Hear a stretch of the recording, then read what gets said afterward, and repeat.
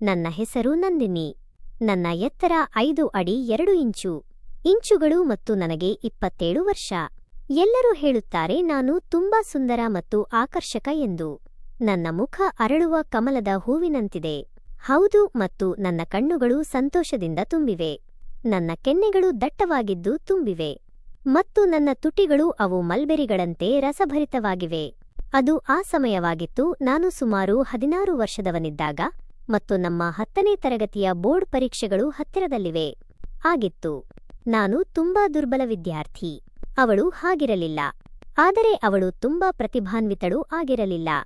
ನಾನು ಯಾರಾದರೂ ಪರೀಕ್ಷೆಗೆ ತಯಾರಿ ನಡೆಸಲು ಮಾರ್ಗದರ್ಶನ ಬೇಕಿತ್ತು. ನನ್ನ ಚಿಕ್ಕಮ್ಮನ ಮಗ ವಿರಾಟ್ ಆಗಲೇ 10ನೇ ತರಗತಿ ಪಾಸಾಗಿದ್ದ. ಮತ್ತು ಅವನು ನಮ್ಮ ಮನೆಯಿಂದ ದೂರವಿರಲಿಲ್ಲ, ಅಲ್ಲಿ ವಾಸಿಸುತ್ತಿರಲಿಲ್ಲ. ನಾನು ನನ್ನ ತಾಯಿಗೆ ಹೇಳಿದೆ, ಅವನು ವಿರಾಟ್ ಜೊತೆ ಮಾತನಾಡಬೇಕು, ಆಗ ಅವನು ನನಗೆ ಏನಾದರೂ ಕೊಡಬಹುದು. ತಡವಾಗಿ ಕಲಿಸುತ್ತಲೇ ಇರಿ. ನಾನು ಟ್ಯೂಷನ್ ಪಡೆಯುವುದು ಹೀಗೆ. ಅದಕ್ಕಾಗಿ ನೀವು ಹೆಚ್ಚು ದೂರ ಹೋಗಬೇಕಾಗಿಲ್ಲ. ಬರುವ ಮತ್ತು ಹೋಗುವ ಯಾವುದೇ ತೊಂದರೆ ಇರುವುದಿಲ್ಲ, ಮತ್ತು ಸಮಯ ವ್ಯರ್ಥವಾಗುವುದಿಲ್ಲ, ಮಾಡಲಾಗುವುದಿಲ್ಲ. ಅದೇ ದಿನ ತಾಯಿ ವಿರಾಟ್ಗೆ ಹೇಳಿದಳು, ಮಾತನಾಡಿ ಸಂಜೆ 7 ಗಂಟೆಗೆ ಬರುತ್ತೇನೆಂದು ಹೇಳಿದರು. ಅವನು ಬೆಳಗ್ಗೆ 10 ಗಂಟೆಯಿಂದ ಬೆಳಗ್ಗೆ 9 ಗಂಟೆರವರೆಗೆ ನನಗೆ ಕಲಿಸಲು ಬರುತ್ತಾನೆ. ಅದು ಆ ದಿನ ನಾನು ನನ್ನ ಎಲ್ಲಾ ಕೆಲಸಗಳನ್ನು ಬೇಗನೆ ಮುಗಿಸಿ ಪ್ರಾರ್ಥನಾ ಕೊಠಡಿಯಿಂದ ನಿಮ್ಮ ಪುಸ್ತಕಗಳನ್ನು ತೆಗೆದುಕೊಂಡೆ. ಅವಳು ಪಕ್ಕದ ಡ್ರಾಯಿಂಗ್ ರೂಮಿನಲ್ಲಿ ಅಧ್ಯಯನ ಮಾಡಲು ಕುಳಿತಳು. ನಮ್ಮ ಬಗ್ಗೆ ವಿರಾಟ್ ನಮ್ಮ ಮನೆಗೆ ಬಂದಾಗ ಬೆಳಗ್ಗೆ 7 ಗಂಟೆ 30 ನಿಮಿಷ ಆಗಿರುತ್ತದೆ. ಆಗ ವಿರಾಟ್ಗೆ ಸುಮಾರು 25 ವರ್ಷ ವಯಸ್ಸಾಗಿತ್ತು. ಮತ್ತು ಅವಳು ತುಂಬಾ ಸುಂದರಿ ಮತ್ತು ಆಕರ್ಷಕ ವ್ಯಕ್ತಿತ್ವವನ್ನು ಹೊಂದಿದ್ದಾಳೆ. ಮಾಲೀಕರಾಗಿದ್ದರು. ಅವನ ಎತ್ತರ ಸುಮಾರು 6 ಅಡಿಗಳಷ್ಟಿತ್ತು, ಆದರೆ ದೇಹವು ಬಲಿಷ್ಠವಾಗಿತ್ತು ಮತ್ತು ಉತ್ತಮವಾಗಿ ನಿರ್ಮಿತವಾಗಿತ್ತು. ಕ್ಲೀನ್ ಶೇವ್ ಮಾಡಿದ ಅಲ್ಲದೆ ಅವಳ ಗೋಧಿಯಂತಹ ಮೈಬಣ್ಣವು ತುಂಬಾ ಆಕರ್ಷಕವಾಗಿತ್ತು. ಔಪಚಾರಿಕ ನಮಸ್ತೆ ಹೇಳಿದ ನಂತರ ಅವರು ನನ್ನ ಕಡೆಗೆ ತಿರುಗಿದರು. ಆದ್ದರಿಂದ ನನ್ನ ವಿದ್ಯಾರ್ಥಿ ಅಧ್ಯಯನ ಮಾಡಲು ಸಿದ್ಧನಾಗಿದ್ದಾನೆ. ಇದೆ. ನಾನು ತಲೆಯಾಡಿಸಿ ಹೌದು ಅಂದೆ. ತುಂಬಾ ಒಳ್ಳೆಯದು. ನಿಮ್ಮ ಬಗ್ಗೆ ಏನು ಹೇಳಿ. ನಾನು ತುಂಬಾ ದುರ್ಬಲ ಎಂದು ನೀವು ಭಾವಿಸುತ್ತೀರಾ? ವಿರಾಟ್ ನನ್ನನ್ನು ಕೇಳಿದರು. ಪುಸ್ತಕವನ್ನು ಎತ್ತಿಕೊಂಡು ಅದರ ಪುಟಗಳನ್ನು ತಿರುಗಿಸುವುದು. ಅವನು ನನ್ನ ಮೇಲೆ ದೃಷ್ಟಿ ನೆಟ್ಟು ಇನ್ನೊಂದು ಪ್ರಶ್ನೆ ಕೇಳಿದ.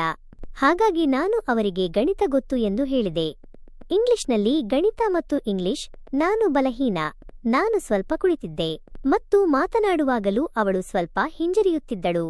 ಪುಸ್ತಕವನ್ನು ಮೇಜಿನ ಮೇಲೆ ಇಡುವಾಗ ವಿರಾಟ್ ನನ್ನ ಕಡೆಗೆ ನೋಡಿದನು.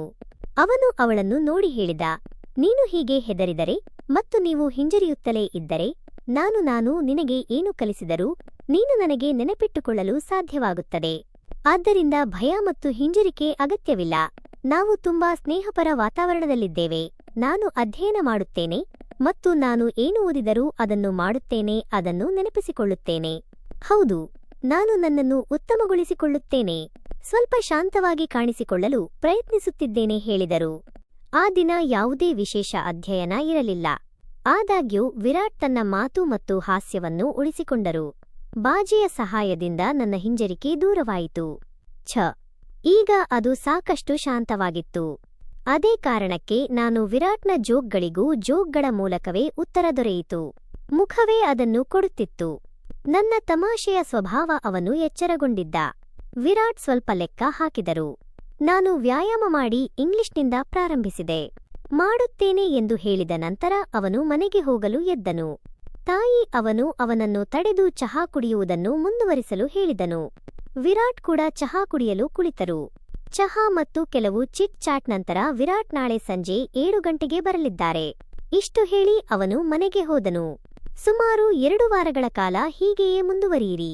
ಅವನು ತುಂಬಾ ಸಮಯ ಪಾಲನೆ ಮಾಡುವವನು ಇದ್ದರು. ಸಮಯಕ್ಕೆ ಸರಿಯಾಗಿ ಆಗಮಿಸಿ ಮತ್ತು ನಿಮ್ಮ ಕೆಲಸವನ್ನು ಸಮಯಕ್ಕೆ ಸರಿಯಾಗಿ ಮುಗಿಸಿ ಅದನ್ನು ಮಾಡಿಬಿಟ್ಟು ಹೋಗುತ್ತಿದ್ದೆ. ಅವರ ವ್ಯಕ್ತಿತ್ವ ಆಕರ್ಷಕವಾಗಿತ್ತು. ಹೌದು, ಅವರ ಬೋಧನೆ ಮತ್ತು ವಿವರಣೆಯ ಶೈಲಿ ಅದು ಅದ್ಭುತವಾಗಿತ್ತು. ನಾನು ವಿರಾಟ್ ಆಗಲು ಇದೇ ಕಾರಣ. ಅವಳು ಹುಚ್ಚಳಾಗಿದ್ದಳು ಮತ್ತು ಅವನೊಂದಿಗೆ ತುಂಬಾ ಹಿಂಜರಿಯುತ್ತಿದ್ದಳು. ಅದು ಸಂಭವಿಸಿತ್ತು. ಆ ದಿನ ವಿರಾಟ್ ನನಗೆ ಗಣಿತ ಕಲಿಸಿದರು. ನಾನು ವ್ಯಾಯಾಮ ಮಾಡುತ್ತಿದ್ದಾಗ ತಾಯಿ ಚಹಾ ತಂದರು. ಅವಳು ಚಹಾವನ್ನು ಮೇಜಿನ ಮೇಲೆ ಇಟ್ಟು ಹೇಳಿದಳು, ಮೊದಲು ಚಹಾ ಕುಡಿಯಿರಿ. ಇಷ್ಟು ಹೇಳಿ ಅವಳು ಅಡುಗೆ ಮನೆಗೆ ಹಿಂತಿರುಗಿದಳು. ಅವಳು ಮನೆಯೊಳಗೆ ಹೋದಳು. ವ್ಯಾಯಾಮ ಮುಗಿದಾಗ ನಾನು ಚಹಾ ಕಪ್ ಎತ್ತಿಕೊಂಡು ವಿರಾಟ್ಗೆ ಕೊಟ್ಟೆ. ನನ್ನ ಕೈ ಬಯಸಿದರೆ ಏನಾಯಿತು ಎಂದು ನನಗೆ ತಿಳಿದಿಲ್ಲ. ಅವನು ನಡುಗುತ್ತಾ ಎಲ್ಲಾ ಚಹಾವನ್ನು ವಿರಾಟ್ನೊಳಗೆ ಸುರಿದನು. ಅದು ಮೇಲೆ ಬಿದ್ದು ಅವನ ಪ್ಯಾಂಟ್ ಮತ್ತು ಶರ್ಟ್ ಒದ್ದೆಯಾಯಿತು. ಹೋದೆ. ನಾನು ಸಂಪೂರ್ಣವಾಗಿ ಆಘಾತಕ್ಕೊಳಗಾಗಿದ್ದೆ. ನಾನು ಓಡುತ್ತಿದ್ದೇನೆ. ಅವಳು ಹೋಗಿ ಟವೆಲ್ ತಂದಳು. ನಾನು ಪದೇ ಪದೇ ವಿರಾಟ್, ದಯವಿಟ್ಟು ನನ್ನನ್ನು ಕ್ಷಮಿಸಿ, ಕ್ಷಮಿಸಿ ಮಾತನಾಡುತ್ತಿದ್ದರು ಮತ್ತು ಅವನ ಅಂಗಿಯನ್ನು ಟವಲ್ನಿಂದ ಒರೆಸಿ. ಅವಳು ತನ್ನ ಬಟ್ಟೆಗಳನ್ನು ಒಣಗಿಸಲು ಪ್ರಯತ್ನಿಸುತ್ತಿದ್ದಳು. ವಿರಾಟ್ ಅವನು ಮುಗುಳ್ನಗುತ್ತಾ, ಚಹಾ ನಿನ್ನನ್ನು ಸುಡುತ್ತಿಲ್ಲವೇ ಎಂದನು. ಆದರೆ ಈಗ ನೀವು ಖಂಡಿತವಾಗಿಯೂ ಅದನ್ನು ಸುಡುತ್ತೀರಿ. ನಾನು ನನಗೆ ಈ ವಾಕ್ಯ ಅರ್ಥವಾಗಲೇ ಇಲ್ಲ. ಮತ್ತು ಅದೇ ಟವಲ್ನಿಂದ ಅವನ ಅಂಗಿ ಒಣಗುವ ಹಾಗೆ ಮಾಡುತ್ತಿದ್ದೇನೆ. ನಾನು ಬಹುಶಃ ಸ್ವಲ್ಪ ಸಮಯ ಹೀಗೆಯೇ ಕಾಯುತ್ತೇನೆ. ಅವಳು ಅವುಗಳನ್ನು ಒಣಗಿಸುತ್ತಲೇ ಇರುತ್ತಿದ್ದಳು. ಆದರೆ ವಿರಾಟ್ ನನ್ನನ್ನು ತಡೆದು ಎರಡೂ ಭುಜಗಳಿಂದ ಹಿಡಿದುಕೊಂಡರೂ ಅವಳನ್ನು ಎತ್ತುತ್ತಾ, ಅವನು ನಿಲ್ಲಿಸು ನಂದಿನಿ ಎಂದನು. ಮನೆಯಲ್ಲಿ ಎಲ್ಲರೂ ನನ್ನನ್ನು ಈ ಹೆಸರಿನಿಂದಲೇ ಕರೆಯುತ್ತಿದ್ದರು. ಎಲ್ಲವೂ ಚೆನ್ನಾಗಿದೆ. ನೀವು ಅನಗತ್ಯವಾಗಿ ಚಿಂತೆ ಮಾಡುತ್ತಿದ್ದೀರಿ. ಮಾಡುತ್ತಿದ್ದೇನೆ. ಆದರೆ ನನಗೆ ನನ್ನ ಬಗ್ಗೆ ತುಂಬಾ ನಾಚಿಕೆಯಾಗುತ್ತಿದೆ. ಆಗಿತ್ತು. ಹಾಗಾಗಿ ನಾನು ಅವರನ್ನು ಈ ರೀತಿ ನೋಡಿದಾಗ, ನೀವು ಸಹಾನುಭೂತಿ ತೋರಿಸುವುದನ್ನು ನಾನು ನೋಡಿದಾಗ ನನ್ನ ಕಣ್ಣುಗಳು ಕಣ್ಣೀರು ಬಂತು. ಅವರು ನಾನು ಅಳುತ್ತಿರುವುದನ್ನು ನೋಡಿದಾಗ, ಆದ್ದರಿಂದ ಅವನು ನನ್ನನ್ನು ತನ್ನ ತೋಳುಗಳಲ್ಲಿ ತೆಗೆದುಕೊಂಡು ತನ್ನ ಎದೆಗೆ ಅಪ್ಪಿಕೊಂಡನು. ಅವನು ಅದನ್ನು ತೆಗೆದುಕೊಂಡು ಅವಳ ಹಣೆಯ ಮೇಲೆ ಮುತ್ತಿಟ್ಟು ಹೇ ಎಂದನು. ಹುಚ್ಚು ಹುಡುಗಿ, ನೀನು ಯಾಕೆ ಅಳುತ್ತಿದ್ದೀಯಾ? ನೀವು ಉದ್ದೇಶಪೂರ್ವಕವಾಗಿ ಚಹಾ ಕುಡಿದಿದ್ದೀರಿ. ಅದು ಸ್ವಲ್ಪ ಇಳಿದಿದೆ. ಇದು ಆಕಸ್ಮಿಕವಾಗಿ ಸಂಭವಿಸಿತು. ಅವರ ಅಪಹಾಸ್ಯಕ್ಕೊಳಗಾದ ನಂತರ ನನಗೆ ಧೈರ್ಯ ಬಂತು ಮತ್ತು ನಾನು ಕಣ್ಣೀರು ಒರೆಸುತ್ತಾ ಹೇಳಿದರು, ಅದು ಅಪಘಾತ ಎಂದು ನನಗೆ ತಿಳಿದಿದೆ, ಸಂಭವಿಸಿದೆ. ಆದರೆ ಕೆಲವು ತಪ್ಪುಗಳಿಂದಲೂ ಅಪಘಾತಗಳು ಸಂಭವಿಸುತ್ತವೆ. ಇದರ ಫಲಿತಾಂಶಗಳು ಇಲ್ಲಿವೆ. ಮತ್ತು ಈ ಅಪಘಾತ ತಪ್ಪಿಗೆ ನಾನೇ ಹೊಣೆ. ವಿರಾಟ್ ಕೂಡ ಬಹುಶಃ ಅವನು ವಾತಾವರಣವನ್ನು ಆಹ್ಲಾದಕರವಾಗಿಸಲು ಬಯಸಿದ್ದಿರಬಹುದು. ಆದ್ದರಿಂದ ಅವನು ನಂದಿನಿ, ನಾನು ನಿನಗೆ ಅನುಮತಿ ನೀಡುತ್ತೇನೆ ಎಂದನು. ನೀವು ಪ್ರತಿದಿನ ಇಂತಹ ಅಪಘಾತಗಳನ್ನು ಮಾಡುತ್ತೀರಿ ಎಂದು ನಾನು ಬಾಜಿ ಕಟ್ಟುತ್ತೇನೆ. ಅವನು ನಗುತ್ತಿದ್ದನು ಮತ್ತು ಅವನ ಗಂಭೀರ ನಗು ನನ್ನನ್ನು ಮುಟ್ಟಿತು. ಅದು ಅರ್ಥವಾಗುವುದಕ್ಕೆ ಮೀರಿತ್ತು. ನಾನು ಅವರನ್ನು ನಗಿಸುತ್ತೇನೆ. ಅದನ್ನು ನೋಡಿದ ನಂತರ ಅವಳು ಮುಗುಳ್ನಕ್ಕಳು. ವಿರಾಟ್ ಹೋಗೋಣ ಅಂದ. ಅಪಘಾತ ನಡೆದ ಸ್ಥಳದಿಂದ ಪ್ರಾರಂಭಿಸೋಣ. ಅದು ಸಂಭವಿಸಿತು. ಹೀಗೆ ಹೇಳುತ್ತಾ ಅವನು ನನಗೆ ತನ್ನ ಬಾಹುಗಳ ವೃತ್ತದಿಂದ ಮುಕ್ತನಾದ. ತನ್ನ ಕುರ್ಚಿಯಲ್ಲಿ ಮತ್ತೆ ಕುಳಿತು ಅವನು ತನ್ನ ಪುಸ್ತಕವನ್ನು ತೆರೆದನು. ನೀವು ಬಯಸಿದರೆ ಇಂದಿನ ಕೆಲಸ ಮುಗಿದಿದೆ ಎಂದು ವಿರಾಟ್ ಹೇಳಿದರು. ನನಗೆ ಅರ್ಥವಾಯಿತು. ಈ ಪರಿಸ್ಥಿತಿಯಿಂದಾಗಿ ನಾನು ಹೊರಡುತ್ತಿದ್ದೇನೆ. ನಾನು ನಿಮಗೆ ಏನನ್ನೂ ಕಲಿಸಲು ಸಾಧ್ಯವಾಗುವುದಿಲ್ಲ. ವಿರಾಟ್ ಯಾವ ಸ್ಥಿತಿಯ ಬಗ್ಗೆ ಮಾತನಾಡುತ್ತಿದ್ದಾರೆ? ಸರಿ, ನನಗೆ ಏನೂ ತಿಳಿದಿರಲಿಲ್ಲ. ನಾನು ಆ ದಿನ ಇದ್ದೆ. ನಾನು ಹಾಸಿಗೆಯಲ್ಲಿದ್ದಾಗ ಈ ಘಟನೆ ನನಗೆ ಪದೇ ಪದೇ ಸಂಭವಿಸಿತು. ಅದು ನನ್ನ ಮನಸ್ಸಿನಲ್ಲಿ ಸುತ್ತುತ್ತಿತ್ತು ಮತ್ತು ಇದೆಲ್ಲವೂ ಆ ಸಮಯದಲ್ಲಿ ನಡೆಯುತ್ತಿತ್ತು. ಅದು ನನಗೆ ಅಪ್ರಾಮಾಣಿಕವಾಗಿತ್ತು. ಆದರೆ ಈಗ ಈ ಘಟನೆಗಳು, ಅದರ ಬಗ್ಗೆ ಯೋಚಿಸುವುದು ಒಳ್ಳೆಯದು ಅನಿಸಿತು ಮತ್ತು ನನಗೆ ತಿಳಿದಿತ್ತು. ನಾನು ಯಾವಾಗ ನಿದ್ರೆಗೆ ಜಾರಿದೆನೋ ತಿಳಿಯಲಿಲ್ಲ ಮತ್ತು ನಾನು ಅವಳು ಆಳವಾದ ಕಣಿವೆಯಲ್ಲಿ ಧುಮುಕಲು ಪ್ರಾರಂಭಿಸಿದಳು. ಆ ರಾತ್ರಿ ನಾನು ವಿರಾಟ್ನನ್ನು ನನ್ನ ಕನಸಿನಲ್ಲಿ ಮತ್ತೆ ಮತ್ತೆ ನೋಡಿದೆ. ಕೆಲವೊಮ್ಮೆ ನಾವು ಪವಿತ್ರ ನದಿಯ ದಡದಲ್ಲಿ ಕುಳಿತುಕೊಳ್ಳುತ್ತೇವೆ, ಮಾತನಾಡುತ್ತಲೇ ಇರುತ್ತಿದ್ದೆ. ಉದ್ಯಾನ ಅಥವಾ ಉದ್ಯಾನವನಕ್ಕೆ ಎಂದಿಗೂ ಭೇಟಿ ನೀಡಬೇಡಿ. ಮೂಲೆಯಲ್ಲಿ ಬೆಂಚ್ ಮೇಲೆ ಕುಳಿತೇ ನಿಗೂಢ ವಿಷಯಗಳನ್ನು ಮಾತನಾಡುತ್ತಿದ್ದರು. ಕೆಲವೊಮ್ಮೆ ಪರ್ವತಗಳು, ಕೆಲವೊಮ್ಮೆ ಅದು ಕಾಡುಗಳು ಮತ್ತು ಮರುಭೂಮಿಗಳಲ್ಲಿ ಜಿಗಿಯುತ್ತದೆ. ಸಮುದ್ರದ ಜಿಗಿಯುವ ಅಲೆಗಳ ಜೊತೆ ಆಟವಾಡುತ್ತಿದ್ದೆ. ವಿರಾಟ್ ಮತ್ತು ನಾನು ಆ ರಾತ್ರಿ ಒಟ್ಟಿಗೆ ಸಾಲವನ್ನು ಮರುಪಾವತಿಸಿದೆವು. ಪ್ರಪಂಚವನ್ನು ಪಯಣಿಸಿದರು. ಆ ದಿನ ನಾನು ತುಂಬಾ ಆಳವಾಗಿದ್ದೆ. ನಾನು ನಿದ್ರೆಗೆ ಜಾರಿದೆ. ನಾನು ಬೆಳಿಗ್ಗೆ ಎದ್ದಾಗ ನನ್ನ ಕನಸಿನಲ್ಲಿದ್ದ ಪ್ರತಿಯೊಂದು ವಿಷಯವೂ, ಆ ದೃಶ್ಯ ನನ್ನ ಮನಸ್ಸಿನಲ್ಲಿ ಅಚ್ಚಳಿಯದೆ ಉಳಿದಿತ್ತು. ನಾನು ಮಲಗುತ್ತೇನೆ. ನನಗೆ ಎದ್ದೇಳಲು ಇಷ್ಟವಿರಲಿಲ್ಲ. ನಾನು ಕನಸುಗಳವನು. ನನಗೆ ಈ ಲೋಕ ಬಿಟ್ಟು ಹೋಗಲು ಇಷ್ಟವಿರಲಿಲ್ಲ. ಇದು ಯಾಕೆ ಹೀಗಾಯಿತೋ ನನಗೆ ಗೊತ್ತಿಲ್ಲ. ಆದರೆ ಅದು ತುಂಬಾ ಆಹ್ಲಾದಕರವಾಗಿತ್ತು. ಮರುದಿನ ಸಂಜೆ ವಿರಾಟ್ ನಾವು ಮನೆಗೆ ತಲುಪಿದ ತಕ್ಷಣ ನಾನು ಸ್ನಾನ ಮಾಡಿದೆ. ಹೊರಗೆ ಬಂದಿತ್ತು. ನನ್ನ ಕೂದಲು ಒದ್ದೆಯಾಗಿತ್ತು ಮತ್ತು ಅಲ್ಲಿಯವರೆಗೂ ನೀರು ತೊಟ್ಟಿಕ್ಕುತ್ತಿತ್ತು. ವಿರಾಟ್ ಪುನರಾವರ್ತಿಸಿದ್ದಾರೆ. ನೋಟವು ಮೇಲಕ್ಕೆ ಏರುತ್ತಿರುವುದನ್ನು ನಾನು ಅನುಭವಿಸಬಹುದು ಆಗಿತ್ತು. ನಾನು ಈಗಾಗಲೇ ವಿರಾಟ್ನನ್ನು ನನ್ನ ಕನಸಿನಲ್ಲಿ ಬದುಕಿಸಿದ್ದೇನೆ ಆಗಿತ್ತು. ಆದರೆ ಇಲ್ಲಿ ವಿರಾಟ್ನ ಮನಸ್ಸು ನನ್ನಲ್ಲೂ ಏನೋ ನಡೆಯುತ್ತಿದೆ. ಅಧ್ಯಯನದ ಸಮಯದಲ್ಲಿ ಇವತ್ತು ನನ್ನ ಮನಸ್ಸಿಗೆ ವಿಚಿತ್ರ ಆಲೋಚನೆಗಳು ಬರುತ್ತಿವೆ. ಇದ್ದರು. ಪ್ರೀತಿ ಅಂದರೇನೆಂದು ನನಗೆ ತಿಳಿದಿರಲಿಲ್ಲ. ಆದರೆ ವಿರಾಟ್ನ ಆಲೋಚನೆಗಳು ಖಚಿತವಾಗಿದ್ದವು. ನಾನು ಆಕರ್ಷಿತನಾದೆ. ಜೀವನದಲ್ಲಿ ನಾನು ಮೊದಲು ಅಂತಹ ಭಾವನೆಗಳನ್ನು ಅನುಭವಿಸಿರಲಿಲ್ಲ. ಹಾಗೆಯೇ ವಿರಾಟ್ ನನಗೆ ಗಣಿತದ ಪ್ರಶ್ನೆ ಕೇಳಿದಾಗ, ಅವರು ವ್ಯಾಯಾಮ ಮಾಡುವಾಗ ನಾನು ಅವರೊಂದಿಗೆ ಇದ್ದೆ. ಅದು ತುಂಬಾ ಹತ್ತಿರವಾಗಿತ್ತು. ನನಗೆ ಅಂತಹ ಉದ್ದೇಶವಿರಲಿಲ್ಲ. ಇಲ್ಲ, ಅದು ಆಗಲಿಲ್ಲ. ಆದರೆ ಅದು ಆಕಸ್ಮಿಕವಾಗಿ ಸಂಭವಿಸಿತು. ಕೊನೆಗೂ ಬೆಳಿಗ್ಗೆ 9 ಗಂಟೆಯಾಯಿತು ಮತ್ತು ವಿರಾಟ್ ಮನೆಗೆ ಹೋಗುವ ಹಂತದಲ್ಲಿದ್ದನು. ನಾನು ಎದ್ದಾಗ ನಾನು ಕೂಡ ನನ್ನ ಪುಸ್ತಕಗಳನ್ನು ಒಟ್ಟುಗೂಡಿಸಿ ಎದ್ದೆ. ಅವನು ಹತ್ತಿರದಲ್ಲೇ ಹಾದು ಹೋಗಿ ಹೇಳಿದ. ಅವನು ಮೆಲ್ಲನೆ ಹೇಳಿದ, ನಂದಿನಿ, ನೀನು ತುಂಬಾ ಸುಂದರವಾಗಿ ಕಾಣುತ್ತಿದ್ದೀಯಾ. ಇರುತ್ತಿತ್ತು. ನಾನು ಅವರನ್ನು ಆಶ್ಚರ್ಯದಿಂದ ನೋಡಿದೆ. ಈ ಸಮಯದಲ್ಲಿ ಅವನು ನನ್ನಿಂದ ದೂರ ಸರಿದಿದ್ದ. ಅವರ ಆ ಮಾತುಗಳು ರಾತ್ರಿಯಿಡೀ ನನ್ನ ಕಿವಿಯಲ್ಲಿ ಪ್ರತಿಧ್ವನಿಸುತ್ತಿದ್ದವು.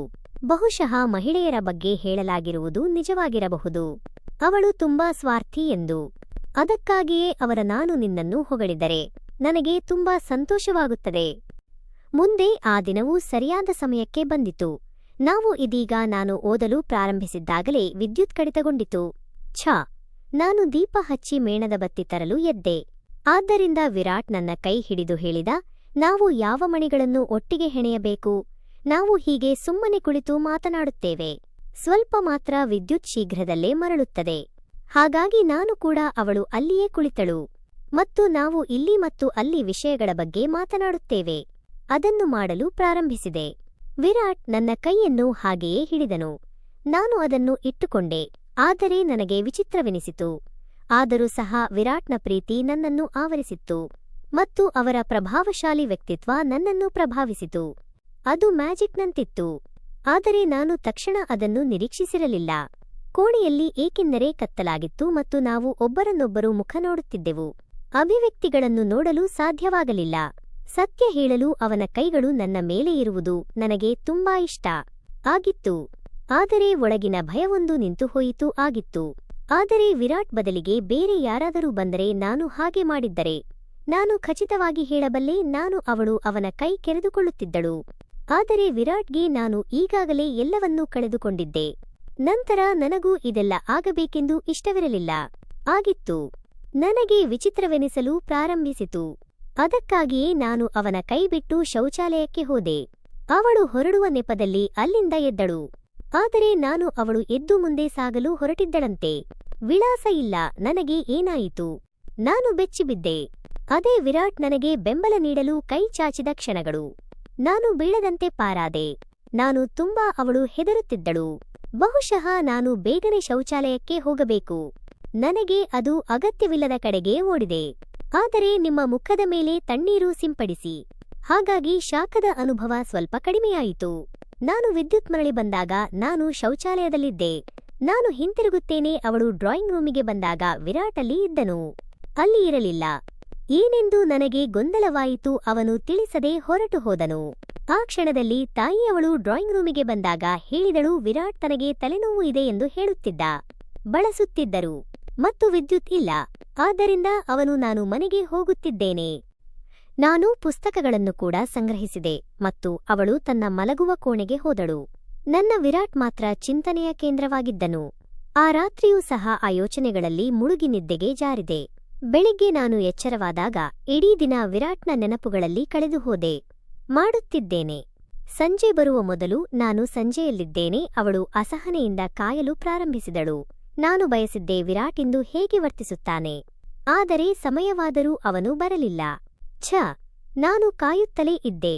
ಆದರೆ ನಾನು ಕಾಯುತ್ತಲೇ ಇದ್ದೆ. ಅವನು ಬೆಳಿಗ್ಗೆ 8 ಗಂಟೆರೊಳಗೆ ಬರದಿದ್ದರೆ ಅವನು ಒಳ್ಳೆಯ ವಿಳಾಸದಾರ ಎಂದು ನಾನು ನನ್ನ ತಾಯಿಗೆ ಹೇಳಿದೆ. ಇಲ್ಲ, ನೀವು ಇವತ್ತು ಏಕೆ ಬರಲಿಲ್ಲ? ಅಮ್ಮ ಯಾರೋ ಹೇಳಿದರು ಮತ್ತು ಅವನಿಗೆ ಏನಾದರೂ ಕೆಲಸ ಇದ್ದಿರಬಹುದು. ಅದಕ್ಕಾಗಿಯೇ ಅವನು ಬರಲು ಸಾಧ್ಯವಾಗಲಿಲ್ಲ. ನಾನು ಇಲ್ಲ ಅಮ್ಮ ಅಂತ ಹೇಳಿದೆ. ನಿನ್ನೆ ಅವನು ಹೋದಾಗ ಅವನಿಗೆ ಆರೋಗ್ಯ ಸರಿ ಇರಲಿಲ್ಲ. ಅವನಿಗೆ ಈಗ ಏನು ಗೊತ್ತು? ನೀವು ಇನ್ನೂ ಚೇತರಿಸಿಕೊಂಡಿಲ್ಲ. ಈಗ ಆಂಟಿಗೆ ಫೋನ್ ಮಾಡು. ದಯವಿಟ್ಟು ಅವರ ಇರುವಿಕೆ ಪತ್ತೆ ಮಾಡಿ. ತಾಯಿ ಕೂಡ ಏನೋ ನೆನಪಾದವನಂತೆ ಅವನು ತನ್ನ ಚಿಕ್ಕಮ್ಮನಿಗೆ ಕರೆ ಮಾಡಿದನು. ಕರೆಯಲಾಗಿದೆ. ಆಗ ಆಂಟಿ ವಿರಾಟ್ಗೆ ಹೇಳಿದರು, ಹಾಗಾಗಿ ಅವನಿಗೆ ನಿನ್ನೆಯಿಂದ ತೀವ್ರ ಜ್ವರ ಬಂದಿದೆ. ನನಗೆ ಅದರ ಬಗ್ಗೆ ತಿಳಿದಾಗ ನನಗೆ ತುಂಬಾ ಅನಾನುಕೂಲವಾಯಿತು. ದಿಲ್ ಚಾಹಾ ನಾನು ಈಗ ಹೋಗಿ ಅವನ ಜ್ವರವನ್ನು ನಾನೇ ತೆಗೆದುಕೊಳ್ಳಬೇಕೆಂದು. ಆದರೆ ಆ ಸಮಯದಲ್ಲಿ ನಾನು ಏನು ಮಾಡಲು ಸಾಧ್ಯ? ಬೆಳಿಗ್ಗೆ ನಾನು ಅಮ್ಮನ ವಿಳಾಸ ತಿಳಿಯಲು ನನ್ನ ಚಿಕ್ಕಮ್ಮನ ಬಳಿಗೆ ಕರೆದುಕೊಂಡು ಹೋದೆ. ನಾನು ಅವರ ಮನೆಗೆ ಹೋದಾಗ ವಿರಾಟ್ ನಿಜವಾಗಿಯೂ ಜ್ವರದಿಂದ ಬಳಲುತ್ತಿರುವುದನ್ನು ನೋಡಿದೆ. ಇದರಿಂದಾಗಿ ಹಾಸಿಗೆಯಲ್ಲಿ ಮಲಗಿದ್ದೆ. ಸ್ವಲ್ಪ ಔಪಚಾರಿಕ ಸಂಭಾಷಣೆಯ ನಂತರ ನಾನು ಅಲ್ಲಿ ಕುಳಿತೆ. ಚಿಕ್ಕಮ್ಮ ಮತ್ತು ತಾಯಿ ಕೂಡ ಒಟ್ಟಿಗೆ ಕುಳಿತು ಮಾತನಾಡುತ್ತಿದ್ದರು. ನಾನು ಕಾರ್ಯನಿರತನಾದೆ. ವಿರಾಟ್ ಒಮ್ಮೆ ನಮಗೆ ಹೇಳಿದ್ದರೂ ಪಕ್ಕಕ್ಕೆ ನೋಡಿದೆ. ನಂತರ ಅವನು ಕಣ್ಣು ಮುಚ್ಚಿದನು ತೆಗೆದುಕೊಂಡೆ. ನಮ್ಮ ಚಿಕ್ಕಮ್ಮ ಮತ್ತು ತಾಯಿಯ ಸಮ್ಮುಖದಲ್ಲಿ ಯಾರೊಂದಿಗೂ ಮಾತನಾಡಲು ಸಾಧ್ಯವಾಗಲಿಲ್ಲ. ಅದಕ್ಕಾಗಿಯೇ ನಾವು ಮೌನವಾಗಿದ್ದೇವೆ. ಕುಳಿತಿದ್ದರು. ಚಿಕ್ಕಮ್ಮ ಮತ್ತು ತಾಯಿ ಮಾತನಾಡುತ್ತಿರುವಾಗ ವಾಸಿಸುತ್ತಿದ್ದರು. ಆಂಟಿ ಸಂಭಾಷಣೆಯಲ್ಲಿ ನನಗೆ ಹೇಳಿದರು ಅದು ಅವಳ ಸ್ನೇಹಿತನ ಮಗಳ ಮದುವೆಯೆಂದು. ಅವನಿಗೆ ಎಲ್ಲಿಗೆ ಹೋಗುವುದು ಬಹಳ ಮುಖ್ಯವಾಗಿತ್ತು. ಆದರೆ ಅವನು ಹೋಗಲು ಸಾಧ್ಯವಾಗಲಿಲ್ಲ. ಅಮ್ಮ ಯಾಕೆ ಅಂತ ಕೇಳುತ್ತಿದ್ದಳು. ನೀವು ಹೋಗಲು ಸಾಧ್ಯವಿಲ್ಲವೇ? ಹಾಗಾದರೆ ಚಿಕ್ಕಮ್ಮ ಯಾರದು ಎಂದು ಹೇಳಿದರು. ಅವನು ನನ್ನ ಜೊತೆ ಹೋಗಬೇಕಿತ್ತು. ಅವನು ಹಾಸಿಗೆಯಲ್ಲಿ ಮಲಗಿದ್ದಾನೆ ಮತ್ತು ನಿಮ್ಮ ಅಣ್ಣನಿಗೂ ಕಚೇರಿಯಿಂದ ರಜೆಯಿದೆ. ಅವಳು ಅವರೊಂದಿಗೆ ಹೋಗುತ್ತಾಳೆಂದು ನನಗೆ ಸಹಿಸಲಾಗುತ್ತಿಲ್ಲ.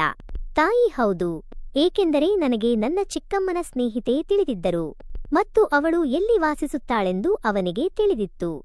ಅದಕ್ಕೆ ಅವಳು ತನ್ನ ಚಿಕ್ಕಮ್ಮನಿಗೆ ನಿನ್ನ ಸ್ನೇಹಿತೆಗೆ ಹೇಳಿದಳು, ಯಾರು ಬೇರೆ ನಗರದಲ್ಲಿ ವಾಸಿಸುತ್ತಾರೆ, ಟ್ಯಾಕ್ಸಿ ಅದನ್ನು ಹಿಡಿಯಿರಿ, ನಾನು 2 ಅಥವಾ 3 ಗಂಟೆಗಳಲ್ಲಿ ಹಿಂತಿರುಗುತ್ತೇನೆ. ಇದನ್ನು ಕೇಳಿದಾಗ ನನ್ನ ಮನಸ್ಸಿಗೆ ಒಂದು ಯೋಚನೆ ಬಂತು. ಅಮ್ಮ ಮತ್ತು ಚಿಕ್ಕಮ್ಮ ಮದುವೆಗೆ ಹೋಗುತ್ತಿದ್ದರೆ ಎಂದು ನಾನು ಭಾವಿಸಿದೆ. ನೀನು ಹೋದರೆ ನಾನು ವಿರಾಟ್ನನ್ನು ಒಬ್ಬಂಟಿಯಾಗಿ ಭೇಟಿಯಾಗುತ್ತೇನೆ. ನಿಮಗೆ ಅವಕಾಶ ಸಿಗುತ್ತದೆ. ಹೀಗೆ ಯೋಚಿಸುತ್ತಾ ನಾನು ನನ್ನ ತಾಯಿಯನ್ನು ಕೇಳಿದೆ. ಅವರನ್ನು ಬೆಂಬಲಿಸುತ್ತಾ ಅವರು, ಆಂಟಿ, ನಿಮ್ಮ ಸ್ನೇಹಿತ ಈ ನಗರದಲ್ಲಿ ವಾಸಿಸುತ್ತಿದ್ದರೆ ನೀವು ಹೋಗು. ವಿರಾಟ್ ಬಗ್ಗೆ ಚಿಂತಿಸಬೇಡಿ. 2-3 ನಾವು ಅವುಗಳನ್ನು ಗಂಟೆಗಟ್ಟಲೆ ನೋಡಿಕೊಳ್ಳುತ್ತೇವೆ, ತೆಗೆದುಕೊಳ್ಳುತ್ತದೆ. ನಾನು ನನ್ನ ಚಿಕ್ಕಮ್ಮ ಮತ್ತು ತಾಯಿ ಇಬ್ಬರನ್ನೂ ಪ್ರೀತಿಸುತ್ತಿದ್ದೆ. ಮದುವೆಗೆ ಹೋಗಲು ನನ್ನನ್ನು ಮನವೊಲಿಸಿದರು. ಆದರೂ ಸಹ ತಾಯಿಗೆ ಹೋಗಲು ಇಷ್ಟವಿರಲಿಲ್ಲ. ಇಬ್ಬರೂ ಹೋದ ನಂತರ ವಿರಾಟ್ ಮತ್ತು ನಾನು ಈಗ ಮನೆಯಲ್ಲಿ ಒಬ್ಬಂಟಿಯಾಗಿದ್ದೇವೆ. ಇದ್ದರು. ನಾವು ಸುಮಾರು 15 ನಿಮಿಷಗಳ ಕಾಲ ಮಾತನಾಡಲಿಲ್ಲ. ಹುಯಿ. ವಿರಾಟ್ ಕಣ್ಣು ಮುಚ್ಚಿ ಅಲ್ಲೇ ಮಲಗಿದ್ದ. ಬಹುಶಃ ಅವನು ನಾನು ಏನಾದರೂ ಮಾಡಬೇಕೆಂದು ಕಾಯುತ್ತಿದ್ದನೇನೋ. ನಾನು ಸಂಭಾಷಣೆಯನ್ನು ಪ್ರಾರಂಭಿಸುತ್ತೇನೆ. ಆದರೆ ನನಗೆ ಗೊಂದಲವಾಗಿದೆ. ಸಂಭಾಷಣೆಯನ್ನು ಹೇಗೆ ಪ್ರಾರಂಭಿಸಬೇಕು ಮತ್ತು ಏನು ಹೇಳಬೇಕೆಂದು ನನಗೆ ಗೊಂದಲವಾಗುತ್ತದೆ. ನಾನು ಅದನ್ನು ಮಾಡುತ್ತೇನೆ. ವಾತಾವರಣದ ಏಕಾಂತತೆ ಮತ್ತು ಮೌನದಲ್ಲಿ ವಿಚಿತ್ರವಾದ ಶಾಂತತೆ ಆಗಿತ್ತು. ವಿರಾಟ್ ನನ್ನ ಕಡೆಗೆ ತಿರುಗಿ ಕಣ್ಣುಗಳನ್ನು ತಿರುಗಿಸಿದ. ಅವನು ಅದನ್ನು ತೆರೆದು ಹೇಳಿದನು, ನಂದಿನಿ, ನೀನು ನನ್ನನ್ನು ಸುಟ್ಟುಬಿಟ್ಟೆ. ಹಾಕು. ಅವನ ಧ್ವನಿ ನನ್ನ ಕಿವಿಗೆ ಬಿತ್ತು. ಅವನ ಕಣ್ಣುಗಳು ನನ್ನ ಮುಖದ ಮೇಲೆ ನೆಟ್ಟಿದ್ದವು. ನಾನು ಜ್ವರದಿಂದ ಬಳಲುತ್ತಿದ್ದೇನೆ ಎಂದು ಅವಳು ಭಾವಿಸಿರಬಹುದು. ಆದರೆ ಅದು ಹಾಗಲ್ಲ. ಈ ಬೆಂಕಿಯಲ್ಲಿ ನಾನು ಉರಿಯುತ್ತಿದ್ದೇನೆ. ನಿನ್ನ ಪ್ರೀತಿ ನನಗೆ ಬೆಂಕಿ ಹಚ್ಚಿದೆ. ನೋಡು, ನಾನು ಉರಿಯುತ್ತಿದ್ದೇನೆ. ಇದನ್ನು ಹೇಳುತ್ತಿದ್ದೇನೆ. ಅವನು ನನ್ನ ಕೈಯನ್ನು ಅವನ ಹಣೆಯ ಮೇಲೆ ಇಟ್ಟನು. ಅವನ ಹಣೆ ನಿಜಕ್ಕೂ ಉರಿಯುವ ಕೆಂಡದಂತಿತ್ತು. ಹೌದು ವಿರಾಟ್, ನನ್ನ ಬಾಯಿಂದ ಬಂದಿದ್ದು ಇಷ್ಟೇ.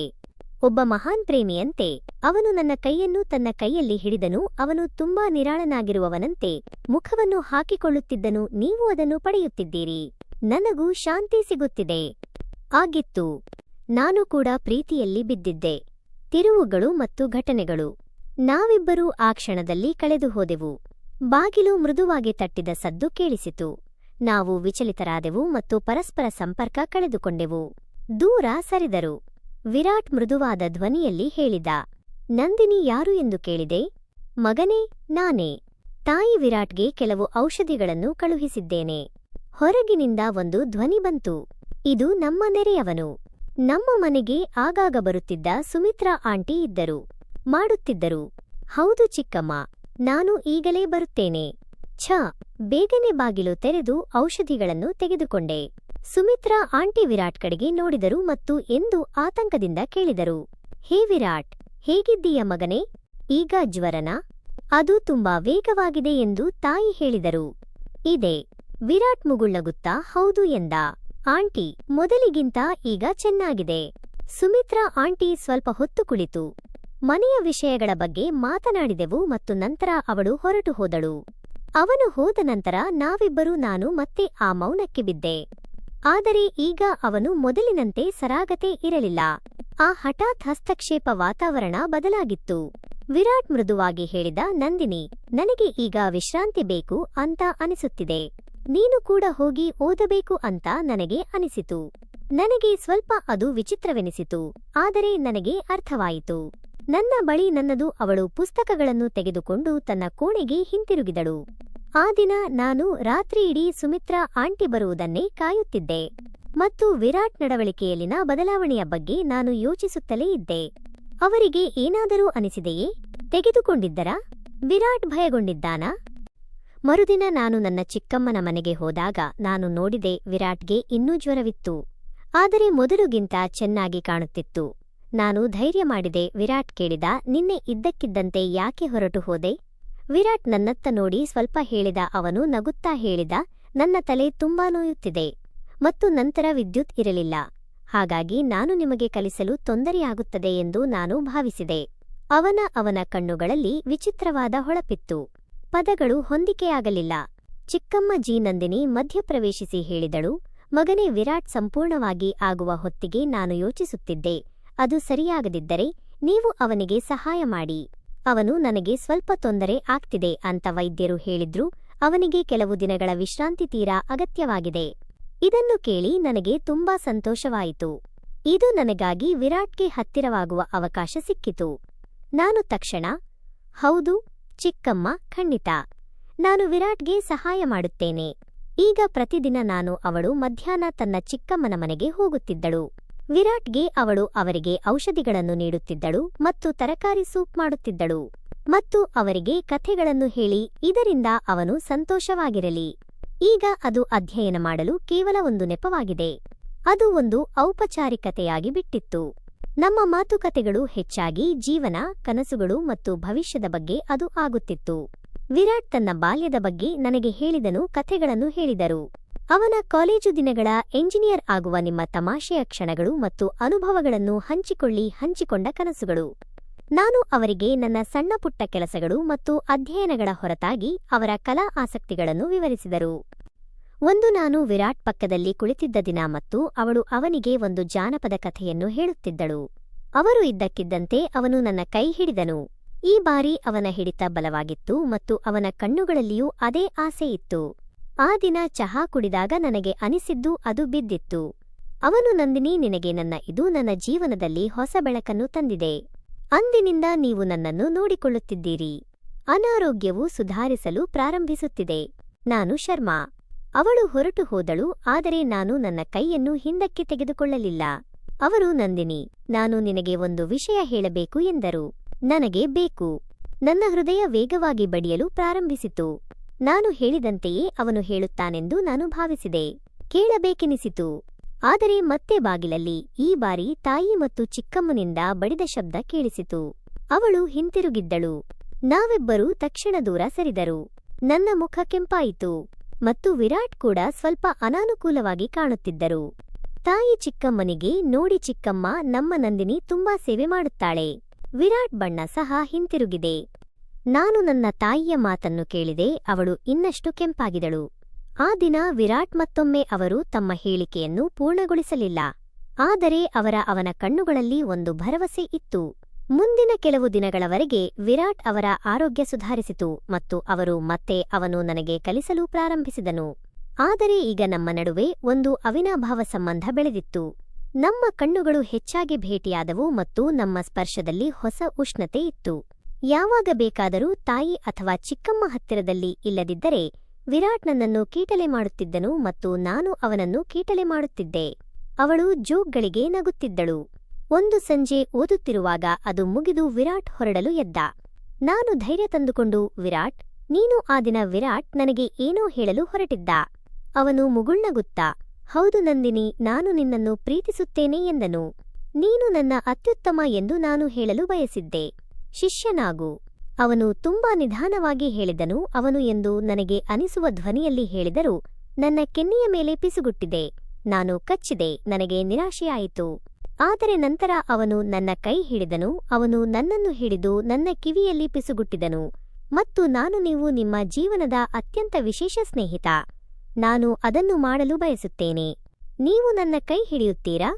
ನನ್ನ ಜೀವನದುದ್ದಕ್ಕೂ ನೀನು ನನ್ನ ಜೊತೆ ನಡೆಯುವೆಯಾ? ನನ್ನ ಹೃದಯ ಸಂತೋಷಪಡುತ್ತದೆ, ಜಿಗಿದು ಭಾಂಗ್ರ ಮಾಡಿದೆ. ನಾನು ನಗುತ್ತೇನೆ. ಗೈ ಅವನ ಕೈ ಹಿಡಿದುಕೊಂಡ. ಆ ದಿನದ ನಂತರ ನಮ್ಮ ಶಿಕ್ಷಣ ಕೇವಲ ಪುಸ್ತಕಗಳಿಗೆ ಸೀಮಿತವಾಗಿಲ್ಲ. ಬದಲಾಗಿ ನಾವು ಜೀವನದ ಅತ್ಯಂತ ಸುಂದರವಾದ ಪಾಠವನ್ನು ಕಲಿತಿದ್ದೇವೆ. ನಾನು ಓದಲು ಪ್ರಾರಂಭಿಸಿದ್ದೆ. ಪ್ರೀತಿಯ ಪಾಠ.